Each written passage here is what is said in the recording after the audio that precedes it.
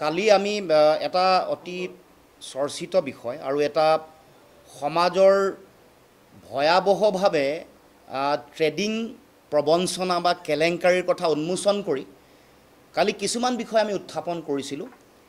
কেনেকৈ চৰকাৰৰ দুৰ্বলতা, প্ৰশাসনৰ দুৰ্বলতাৰ সুযোগ লৈ এগৰাকী অপৰাধী হাজাৰ হাজাৰ কোটি টকা কেলেংকাৰী কৰি থকা কিছু অপৰাধীয়ে মুকলি আকাশৰ তলত মুক্ত বিচৰণ কৰি আছিলে। কেনেকৈ অভিযোগ মতে পুলিচে, প্ৰশাসনে কেনেকৈ তেওঁলোকৰ ৰাজ আতিথ্য দিছে, কেনেকৈ গুৱাহাটীৰ পৰা ডিব্ৰুগড়লৈকে তেওঁলোকে গমন কৰিলে কোনো জেগাতে বাধা নোহোৱাকৈ, কেনেকৈ মানুহৰ মাজত সৰব চৰ্চা হৈছে যে এই যিবোৰ ধন, অবৈধ ধন, এইবোৰ ধনৰ ভাগ চৰকাৰে লৈ নিৰ্বাচনৰ বৈতৰণি পাৰ হ'ব নেকি, ৰাজনৈতিকভাৱে ব্যৱহাৰ কৰিব নেকি, আৰু এই যিসকল অপৰাধী যোৱাকালি ৰাজ আতিথ্য দিছে তেওঁলোকক যেনেকৈ সাৰদা কেলেংকাৰীত অভিযুক্তই ৰাজসাক্ষী হৈছিল তেনেকৈ এওঁলোকো ৰাজসাক্ষী হ'ব নেকি, এইবোৰৰ সন্দেহ সম্ভাৱনা আমি প্ৰকট হোৱা দেখিবলৈ পাইছিলোঁ আৰু এই কথাবোৰ ৰাজহুৱা কৰিছিলোঁ আৰু লগে লগে এটা অতি উচ্চ পৰ্যায়ৰ তদন্তৰ দাবী জনাইছিলোঁ। আমি কৈছিলোঁ যে উচ্চতম ন্যায়ালয়ৰ নিৰীক্ষণত তেওঁলোকৰ তত্ত্বাৱধানত CBIৰ এনকুৱাৰী হ'ব লাগে, CBIৰ তদন্ত হ'ব লাগে। কাৰণটো এইটোৱেই, আপোনালোকে সকলোৱে জানে যে উচ্চতম ন্যায়ালয়ে CBI সম্পৰ্কত কেইবাটাও কথা কৈছে। আগতে কৈছিলে যে CBI চৰকাৰৰ সজাত বন্দী হৈ থকা ভাটৌ, আৰু যোৱাকালি উজ্জ্বল ভূঞাৰ, ন্যায়াধীশ উজ্জ্বল ভূঞাৰ বিচাৰপীঠে এটা তেওঁলোকে জাজমেণ্ট দিওঁতেও কৈছে যে এতিয়াও CBI চৰকাৰৰ সজাৰ পৰা মুকলি হৈ আহিব পৰা নাই। সেইকাৰণে CBIৰ স্বতন্ত্ৰতাৰ প্ৰতি যিহেতু প্ৰশ্ন আহিছে, CBIৰ নিৰপেক্ষতাৰ প্ৰতি যিহেতু মানুহৰ মাজত সন্দেহ ঘনীভূত হৈছে, সেইকাৰণে উচ্চতম ন্যায়ালয়ৰ নিৰীক্ষণত তত্ত্বাৱধানত CBI এনকুৱাৰী হোৱাটো আমি বিচাৰিছিলোঁ। কাৰণ এনেকুৱা ধৰণৰ কাম কাজৰ তদন্ত CBIক বাদ দি কোনো এজেঞ্চিয়ে কৰিব নোৱাৰেতো আমি সকলোৱে জানো। কিন্তু যিহেতু স্বতন্ত্ৰতা, নিৰপেক্ষতা, বিশ্বাসযোগ্যতাৰ প্ৰশ্ন আহি পৰিছে, সেইকাৰণে আমাৰ দাবী আছিল যে উচ্চতম ন্যায়ালয়ৰ নিৰীক্ষণ হ'ব লাগে। এতিয়া আমাৰ এই আহ্বানটো শুনাৰ লগে লগে মুখ্যমন্ত্ৰীয়ে মানুহক পুনৰ ধূলি দিয়াত যিহেতু মুখ্যমন্ত্ৰী অতি চতুৰ আৰু টেঙৰ, তেওঁ তাৎক্ষণিকভাৱে আমাৰ দাবীটোৰ এটা ভাগ কাটি তেওঁ পিছৰটো কেৱল মাত্ৰ CBI তদন্ত দি দিলে। কাৰণ ইতিহাসটো সকলোৱে জানে, লুই বাৰ্জাৰ আছে, সাৰদা আছে, জোনমণি ৰাভাৰ হত্যাৰ গোচৰ আছে, এইবোৰ চব CBIক দিলে। কিন্তু CBIক দিয়াৰ পাছত জোনমণি ৰাভাৰ হত্যাৰ লগত জড়িত হৈ থকা পুলিচ বিষয়া সেই সময়ত লীনা দলেৰ কথা সৰব চৰ্চা হৈছিল, কিন্তু লীনা দলেকতো তেওঁলোকে তদন্তৰ আওতালৈ নানিলে। ফুটুকাৰ ফেন হ'ল, ন্যায় নাপালে। এগৰাকী পুলিচ বিষয়াই পুলিচৰ মাজতে, পুলিচৰ চক্ৰবেহুৰ মাজতে প্ৰাণ হেৰুৱালে জনজাতীয় এগৰাকী শক্তিশালী পুলিচ বিষয়া। তাৰ লগে লগে লুই বাৰ্জাৰ আৰু সাৰদা, লুই বাৰ্জাৰ গোটেই CBI তদন্ত কেনেকৈ হঠাৎ বন্ধ হৈ গ'ল, আগনবঢ়া হৈ গ'ল। মূল অপৰাধীবোৰ বিজেপিলৈ যোৱাৰ লগে লগে বন্ধ হৈ গ'ল গোটেই কাম কাজ। সাৰদা কেলেংকাৰীত কেনেকৈ অভিযুক্তৰ নাম চিঠিখনত উল্লেখ হোৱাৰ পাছতো, সাৰদা বিস্কুট খোৱাৰ পাছতো কেনেকৈ অপৰাধীৰ নাম, অভিযুক্তৰ নাম কেনেকৈ ৰাজসাক্ষীৰ তালিকালৈ পৰিৱৰ্তন হ'ল ৰাইজে দেখিছে। সেইকাৰণে আমি আজি পুনৰ কৈছোঁ যে যিহেতু CBIক দিয়াৰ পাছততো আমি বেলেগ একো ক'বলগীয়া কথা নাই, CBI কৰিবই লাগিব তদন্ত।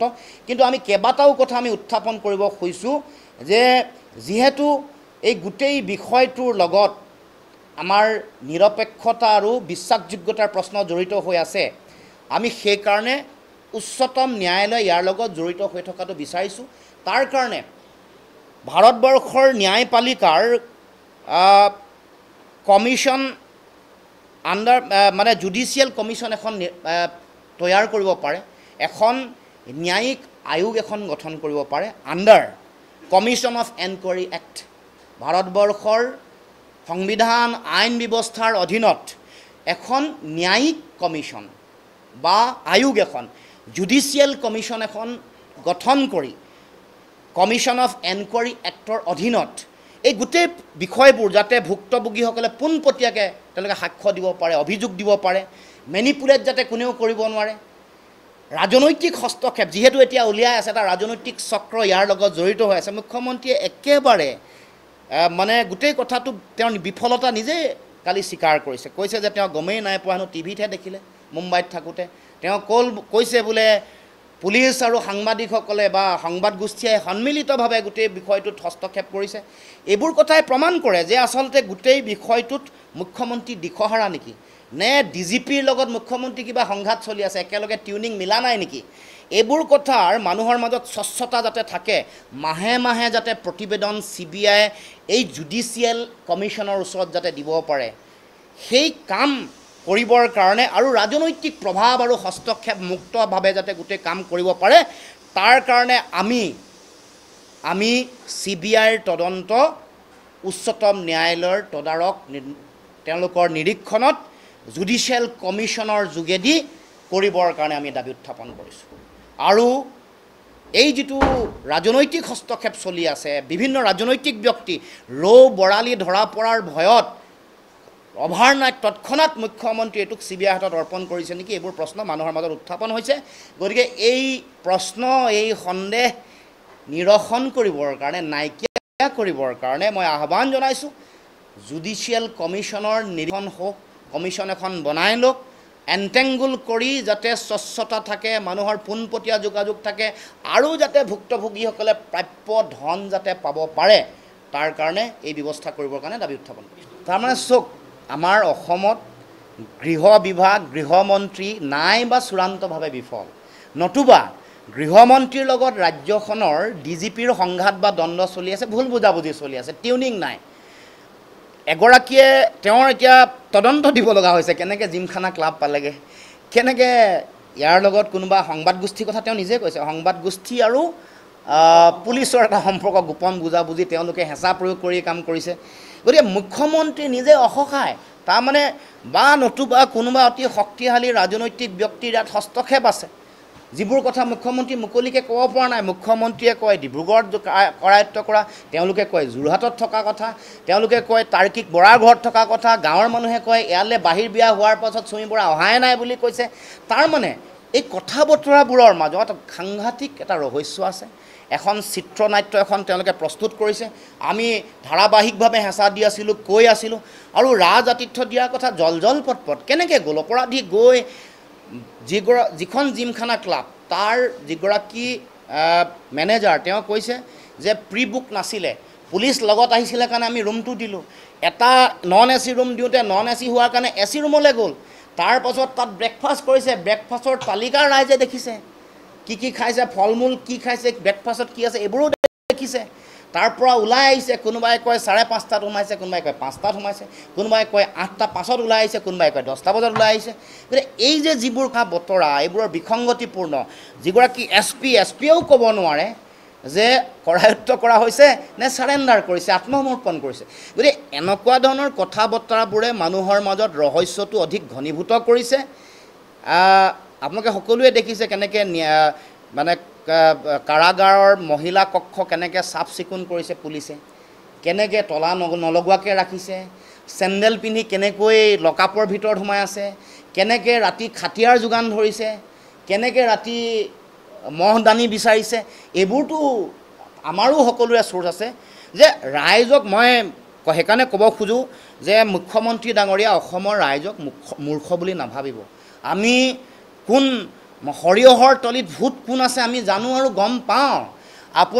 আমি কৈ থকা যিটো কথা, এইটো ৰাইজৰ ন্যায়ৰ স্বাৰ্থত কৈছোঁ।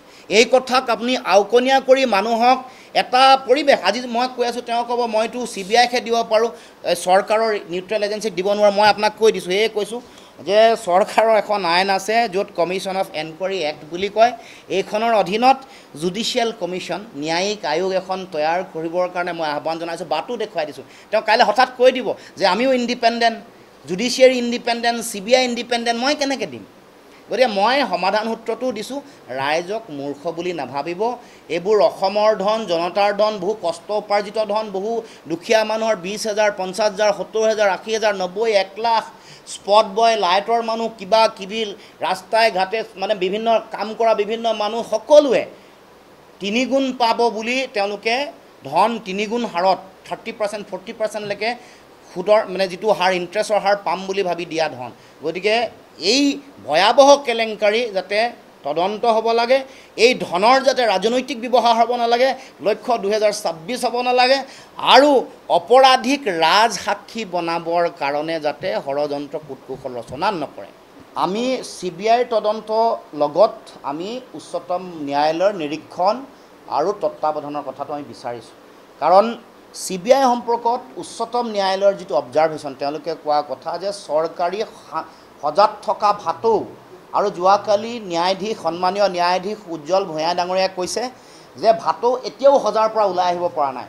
গতিকে এই দুটা অবজাৰভেশ্যন আমি কৰা নাই, এইটো উচ্চতম ন্যায়ালয়ৰ অবজাৰভেশ্যন। সেইকাৰণে কৈছোঁ মনিটৰ্ড বাই সুপ্ৰিম কোৰ্ট, এনকুৱাৰীটো কৰিব লাগে CBI।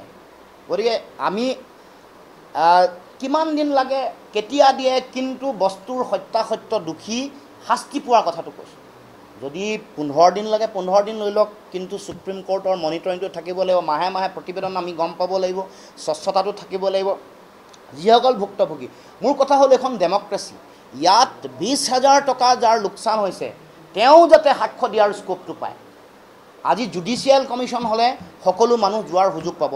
CBI যাক মন গৈছে লীনা দলকে নামাতিলে, গতিকে আৰু বাকী কাক মাতিব? ইয়াতে চাই তেওঁলোকে মাতিব। এনেকুৱা ধৰণৰ ঘটনা পৰিঘটনা হৈছে। কৈছোঁ নহয়, সাৰদা কেলেংকাৰীত অভিযুক্ত যাৰ নাম চিঠিত আছিল, তেওঁ ৰাজসাক্ষী হ'ল। আপুনি কি কৰিব এতিয়া?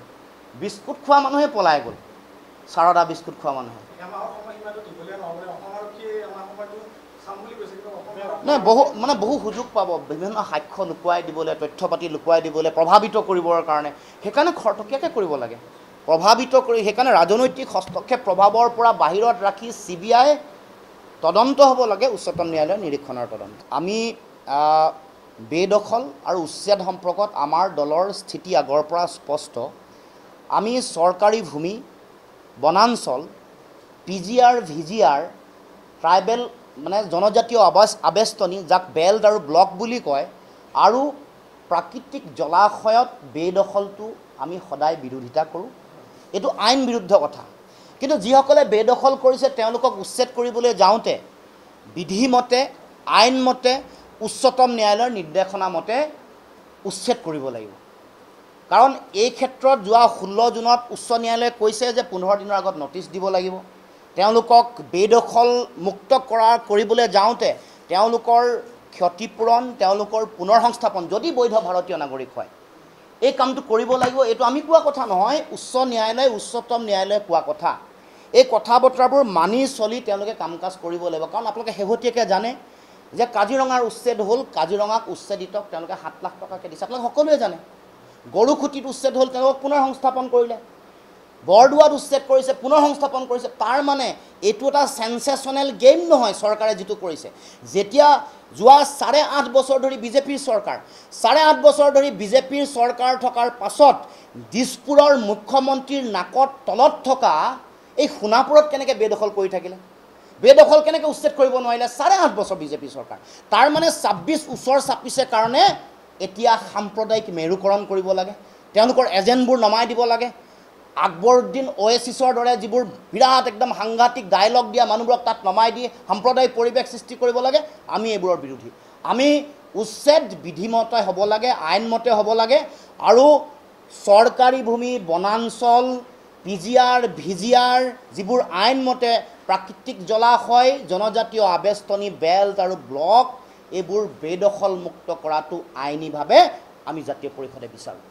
আইনমতে হ'ব লাগিব। কামত চাই শ্ৰেণী চাই, গোষ্ঠী চাই কাম হ'ব নোৱাৰিব। এতিয়াও মই ক'ব খোজোঁ যে এই যিটো ট্ৰাইবেল আবেষ্টনী আছে, জনজাতীয় আবেষ্টনী, বেল্ট এণ্ড ব্লক, তাত এখন বাংলাভাষী গাঁও এখন আছে, নাম পাৰগুমা গাঁও। আজিলৈকে কিয় সাহস হোৱা নাই মুখ্যমন্ত্ৰী? তাৰ মানে চাই কৰিব, চাই যাতে হিন্দু মুছলমানৰ ৰাজনীতি কৰিব পাৰে। উচ্ছেদক, মুখ্যমন্ত্ৰীক সকীয়াই দিব খুজিছোঁ, উচ্ছেদক ৰাজনৈতিক অস্ত্ৰ হিচাপে, নিৰ্বাচনৰ বৈতৰণি পাৰ হোৱাৰ অস্ত্ৰ হিচাপে যাতে ব্যৱহাৰ নকৰে, তাৰ কাৰণে মুখ্যমন্ত্ৰীক সকীয়াই দিব খুজিছোঁ। আইনমতে হ'ব লাগিব। বেদখল মুক্ত কৰিবলৈ হ'লে বিধিমতে, আইনমতে উচ্চতম ন্যায়ালয়ৰ নিৰ্দেশনা কাৰ্যকৰী কৰিব লাগিব। তাৰ লগতে একে সময়তে যিসকলে প্ৰৰোচনা কৰিছে, এতিয়া মাতব্বৰ কিছুমানে প্ৰৰোচনা কৰিছে, চৰকাৰে এতিয়ালৈকে কোৱা নাই। চৰকাৰে কংগ্ৰেছ, বিজেপি, হিন্দু মুছলমান কৰি আছে। মাতব্বৰ কিছুমানে টকা পইচা লৈ বহাইছিলে, এইবোৰ কৰায়ত্ব কিয় কৰা নাই? এই মাতব্বৰবোৰ চিনাক্তকৰণ কৰিবলৈ প্ৰৰোচনা কোনে কৰিছে? চৰকাৰে কৰি আছে বিৰোধী আৰু খেলি আছে তেওঁলোকে ৰাজনীতি। এইটো খেলিবলৈ নাপায়। 9 বছৰীয়া ছোৱালী এজনীৰ গাত গুলি লাগি গুপ্তাংগ একেবাৰে জীৱনকালৰ কাৰণে ঘূণীয়া হৈছে। এইবোৰ কথাত মুখ্যমন্ত্ৰীয়ে হিন্দু মুছলমান কৰিবলৈ নাপায়। 9 বছৰীয়া এগৰাকী ছোৱালী এই ধৰণে আঘাতপ্ৰাপ্ত হৈছে আৰু মুখ্যমন্ত্ৰীয়ে হিন্দু মুছলমান কৰি আছে। এইটো কেনেকুৱা ধৰণৰ কথা? অথচ মাতব্বৰ কেইজনক ধৰিব পৰা নাই, যিসকলে তেওঁলোকক প্ৰভোগ কৰিছে। আৰু তাৰ উপৰিও এই যে যিসকলে উত্তেজিত হৈ মানুহে অস্ত্ৰ শস্ত্ৰ লৈ আক্ৰমণ কৰি পুলিচক বিষয়াক আক্ৰমণ কৰিছে, এইটোৰো আমি বিৰোধী। এইটোও আমি বিৰোধী। একেলগতে আমি দুইটা কথা ক'ব খুজিছোঁ। মুখ্যমন্ত্ৰীয়ে হিন্দু মুছলমান কৰি থকাতকৈ যিকেইটা মূল একিউজ, যিবোৰে ভাতৃঘাতী সংঘৰ্ষ বা এইসকলক উচতনি জনাইছে দা কুঠাৰ লৈ আহিবলৈ, সেই মাতব্বৰকেইটাক ধৰি আনক। যিবোৰে হাজাৰ হাজাৰ টকা তুলিছে, এইকেইদিনতো তুলি আছে, খবৰ লওক, আপোনালোকে খবৰ লওক। এইবোৰক আকৌ সংস্থাপন দিম বুলি, কিবা কৰিম বুলি পইচা তুলি আছে। তেওঁলোকে আগতে 1 লাখ টকা, 50,000, 20,000, 10,000 লৈ ইয়াত বহাইছিলে, আজিৰ পৰা 20, 25, 30 বছৰ আগত। সেইবোৰে আকৌ এই যে উচ্ছেদ হৈ গ'ল, এই যে পুলিচে যে উচ্ছেদ কৰি আছে, এইকেইটাৰ মাজতে এই মাতব্বৰবোৰৰ কালেকশ্যন চলি আছে। মুখ্যমন্ত্ৰীবোৰ গম নাপায় নেকি? নে তেওঁ অকল হিন্দু মুছলমানতে জড়িত হৈ থাকিব, ব্যস্ত থাকিব? গতিকে এইবোৰ আমাৰ চৰকাৰক, মুখ্যমন্ত্ৰীকো ক'ব খুজিছোঁ, আৰু এই আকবৰউদ্দিন ওৱেইচিৰ নিচিনা বিৰাট ভীমৰ বচন আওৰাই থকাসকলেও সকীয়াই দিব খুজিছোঁ যে হিমন্ত বিশ্ব শৰ্মাৰ ভয়াৱহ সাম্প্ৰদায়িকতাৰ এজেণ্ট হৈ কাম নকৰিব। ধৰা লাহে লাহে পৰিছে। সকলোৰে চোলা পেণ্ট কি পিন্ধিছে দেখা পাইছে। তেওঁলোকক ক'ব কৈছোঁ, আৰু সেইসকলক যাতে ৰাইজেও চিনি পায়। আমি বিচাৰিছোঁ বিধিমতে, আইনমতে, ন্যায়মতে উচ্ছেদ হ'ব লাগে। উচ্ছেদ হোৱাটো প্ৰয়োজন। আমি আইনৰ লগত আছোঁ, বৈধ ভাৰতীয় নাগৰিকৰ লগত আছোঁ, আৰু যিসকল অবৈধ বিদেশী নাগৰিক আছে তেওঁলোকৰ বিৰুদ্ধে আছোঁ।